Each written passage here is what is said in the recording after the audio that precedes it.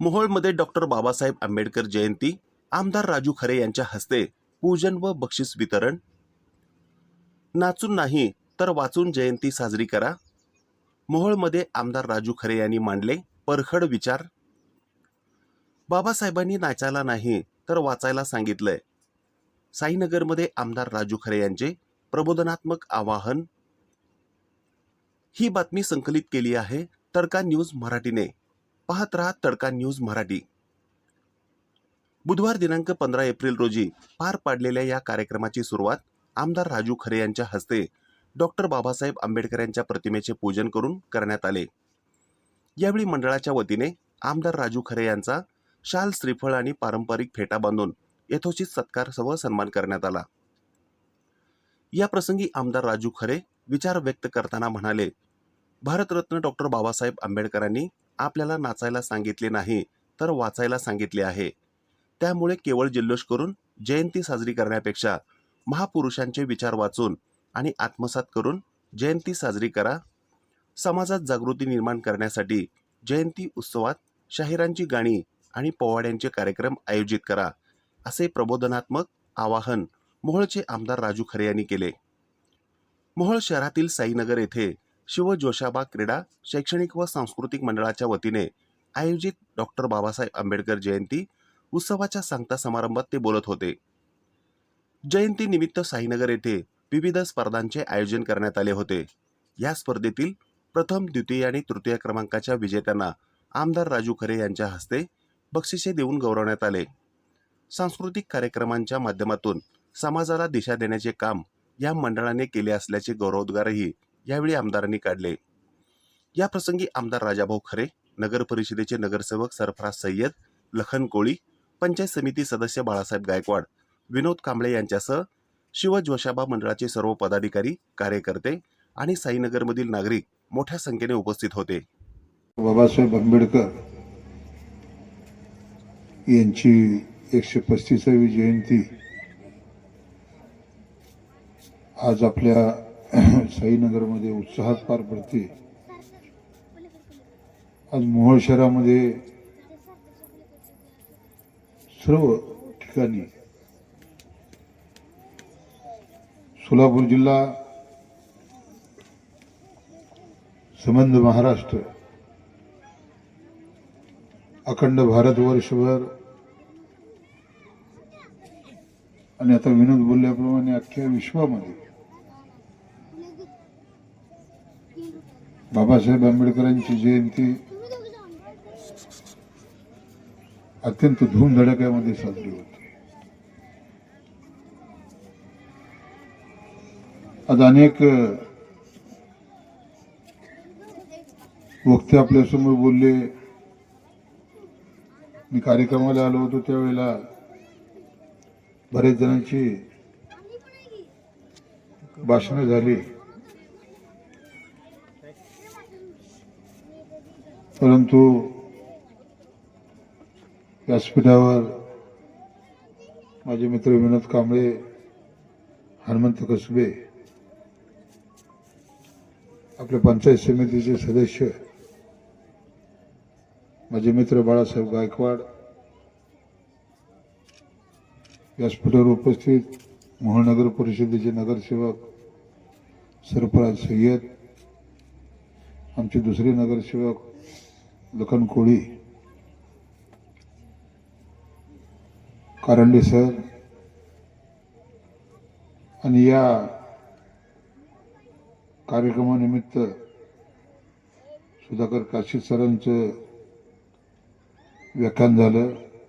त्यांचे मनापासून आभार मानतो. आता मोहोळ शहरामध्ये आपल्या कार्यक्रमाला येण्याच्या अगोदर इथे 2 मंडळं होती. ती दोन्ही मंडळं या बारीने एकत्र आली आणि त्यांनी श्रीमंत कोकाटे साहेबांचं व्याख्यान ठेवलं होतं. ते माझे शुभास्ते होतं. आणि मग कारंडे सर, आज काळाची गरज आहे. श्रीमंत कोकाटे साहेबांचं व्याख्यान असेल, काशीद सरांनी केलेलं इथं मार्गदर्शन असेल, बाबासाहेबांची लोकशाही जगणं अत्यंत गरजेचं आहे. बाबासाहेबांनी या देशाला घटना देत असताना 5,000 वर्षापूर्वी मागचा विचार केला. बाबासाहेब देश विदेशात शिक्षण घेतलं. बाबासाहेब जगदविख्यात ज्ञानी झाले. आणि ज्या वेळेला हा भारत देश स्वतंत्र झाला आणि या भारत देशाला बाबासाहेबांनी घटना प्रदान केली, त्यावेळेला बाबासाहेबांच्या मनामध्ये एक खंत होती, मी असेल नसेल परंतु माझा समाज शासनकर्ती जमात झाला पाहिजे. म्हणून बाबासाहेबांनी विधानसभेत अनुसूचित जातीसाठी राखीव मतदारसंघ ठेवले. देशाच्या संसदेमध्ये अनुसूचित जातीसाठी लोकसभा मतदारसंघ ठेवले. आणि मग हा मोहोळ मतदारसंघ हा 247 राखीव विधानसभा मतदारसंघ हा राखीव झाला. आणि या राखीव मतदारसंघातून एक टांगेवाल्याचा मुलगा बाबासाहेबांच्या घटनेमुळे आणि या मोहोळ तालुक्यातल्या मायबाप जनतेने मला तब्बल 31,000 मताधिक्यांनी निवडून दिलं आणि महाराष्ट्राच्या विधानसभेत आमदार म्हणून पाठवलं. हा विचार एक चळवळीतला कार्यकर्ता म्हणून मी विधिमंडळात गेलो. माझे अनेक सहकारी मला तिथे भेटले. परंतु आज समाजामध्ये जागृतीची अत्यंत गरज आहे. विधिमंडळाचं कामकाज बघत असताना त्या विधानसभेच्या सर्वोच्च पदावर अध्यक्ष पदावरही बसण्याचा सन्मान या पावसाळी आपलं अर्थसंकल्पीय अधिवेशनामध्ये मला मिळाला. आणि महाराष्ट्राचं सार्वभौम सभागृह आणि त्या सभागृहाच्या अध्यक्षपदाच्या खुर्चीवर बसून मी 6-7 तास विधिमंडळाचं कामकाज चालवलं. त्यानंतर आपल्या लक्षात आलं की ही लोकशाही बाबासाहेबांनी कशी दिली.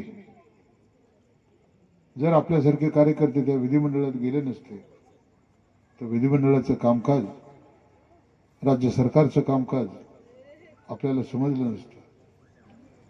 संसदेमध्ये सुद्धा आज तीच परिस्थिती आहे. एखादी चुकीची घटना होत असेल तर ताड दिशी बोलण्याची धमक हे आमदार म्हणून आपल्यामध्ये, परंतु ज्या वेळेला आवाज दाबला जातो, ज्यावेळी बोलण्याची संधी दिली जात नाही, त्यावेळी संसदीय आयुध्याचा वापर करून विधिमंडळामध्ये आपला आवाज मोठा करण्याचं काम गेल्या 16-17 महिन्यामध्ये केलं. या मोहोळ तालुक्याचा सन्मान वाढेल अशा पद्धतीचं काम या मोहोळ मतदारसंघाचा आमदार म्हणून महाराष्ट्राच्या विधानसभेत केलं. बांधवांनो, आज अधिक वेळ घेणार नाही, कारण महिला मोठ्या प्रमाणामध्ये आलेल्या आहेत. मला वाटते स्वयंपाक करून आले असाव्या किंवा आता इथून जाऊन स्वयंपाक करावा लागला, कारण रात्रीची 9 वाजत आलेली आहे. हा, त्याच्यामुळेच बहुसंख्य महिला उपस्थित आहेत.